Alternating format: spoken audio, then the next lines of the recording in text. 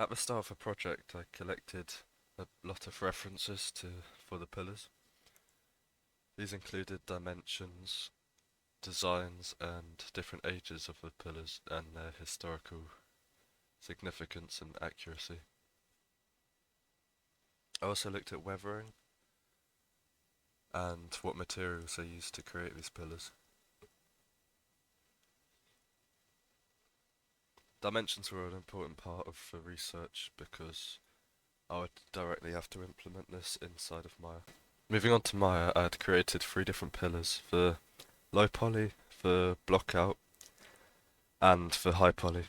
I also had a human reference object in the side as well, just to make sure I was creating it to the right size. As you can see, the low poly didn't use too many polygons. I had most of the detail at the top part, where it has some unique patterns at the top.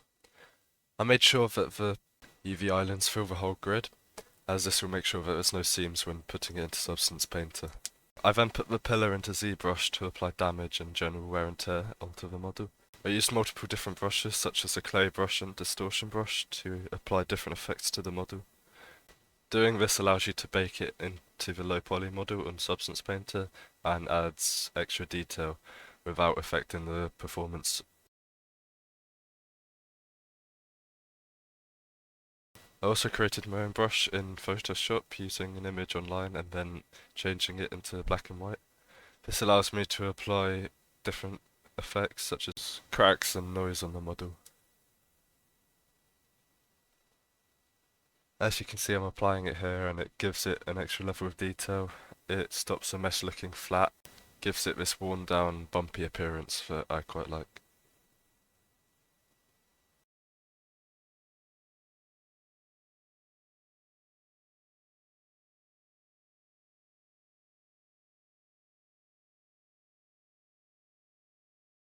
Once that was done, I could then put it into Substance Painter. I baked that onto the mesh, as you can see, and I've also applied different textures. These are in black and white because you are applying the colours in Unreal Engine, but these are more used as a mask to tell the colours where to go and where to put the detail. This is what it looks like without the texture. You can see where the baking has worked, with all the detail on the edges and cracks.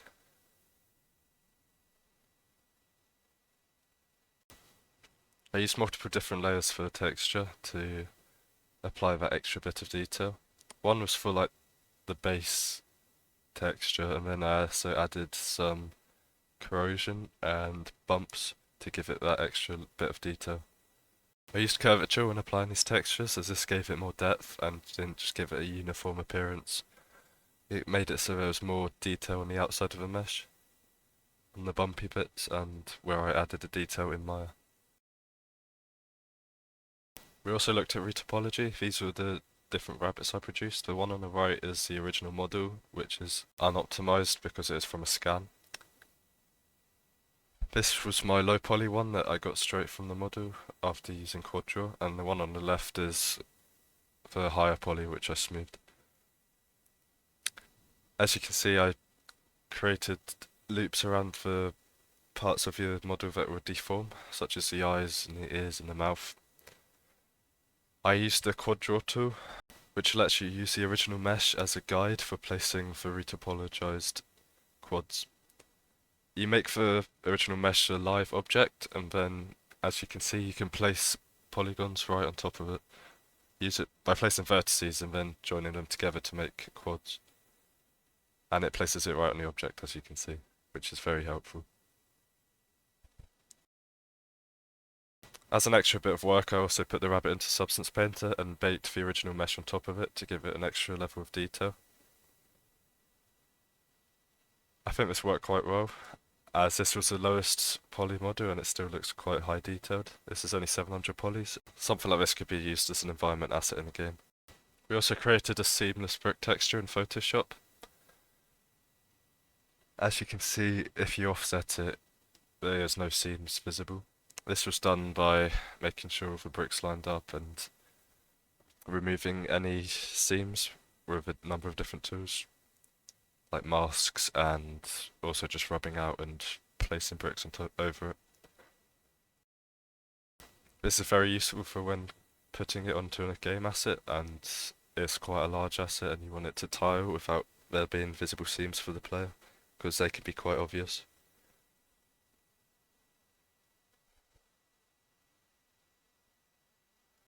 I then put the texture into Substance Sampler. This allows you to add height detail into the model and change it to make it look more realistic.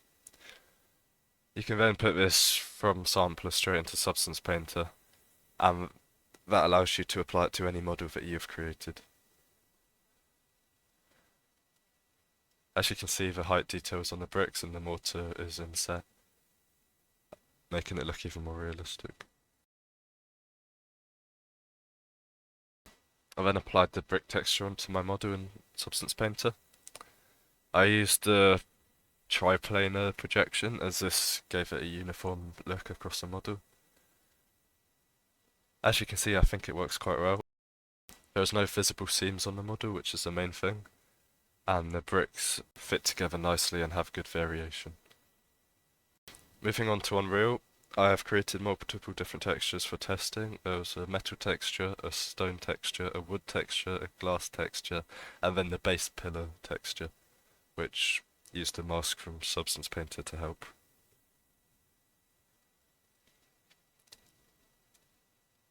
As you can see, it still has the original baking detail from ZBrush, but I've also used the masks from Substance Painter to add extra detail onto the edges. This works by exporting 3 different maps from Substance to Unreal: the base color, roughness, ambient occlusion, metallic, and the normal map. And then I combine these with a muddy brown texture to add a bit of color to the model itself. I also use world aligned textures, which allows this to have some variation on the actual texture itself. As you can see, when I move it, the texture doesn't remain the same, it moves according to the world. This gives it a little bit of variation and doesn't make each pillar exactly the same. Moving on to the metal texture, this one was quite simple. It consisted of just roughness, base color, metallic. Some of it was just number inputs, such as metallic, as that doesn't need a map, and that saves space. Also combined a texture into the roughness to give it a bit of variation on its shininess. Looking at the rock texture, this had a unique feature where you could change its displacement by using a world position offset. This number here changes how much displacement it has. As you can see, if I turn it off, it just becomes a flat texture. But if I give it a number, say 20 or 25, it gives it a lot of variation in its height and displacement.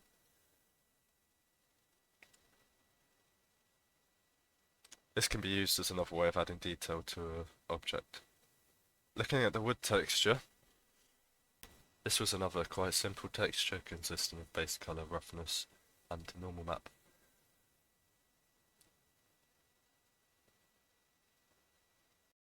Not too much to talk about here, unfortunately, as this was the same in the metal texture, apart from the metallic.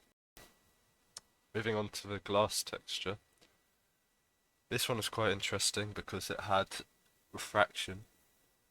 This allowed for, whilst looking through the object, it distorts the things behind it. This also works with opacity, otherwise you wouldn't be able to look through the object. As you can see, here is the refraction working. It just bends because it's a circular sphere, it bends the objects to the sphere shape. Moving on to the last lesson, which was lighting a chair. I used 4 different lights and a backdrop. One of the lights you cannot see as it's behind the backdrop, but that still affects the chair as it goes through it. I use soft lighting and white lighting as this emphasizes the wood on the chair and doesn't distract from it. The key light, which is the one selected, is the main light. It has the highest brightness and it has a softer source radius, so giving it less shadows and a smoother colour. As you can see, this is the source radius being affected. This is a fill light, and this is one of the weakest lights. It has a very soft source radius and a large angle. It just gives a bit of light to the side of it, so it's not in too much darkness.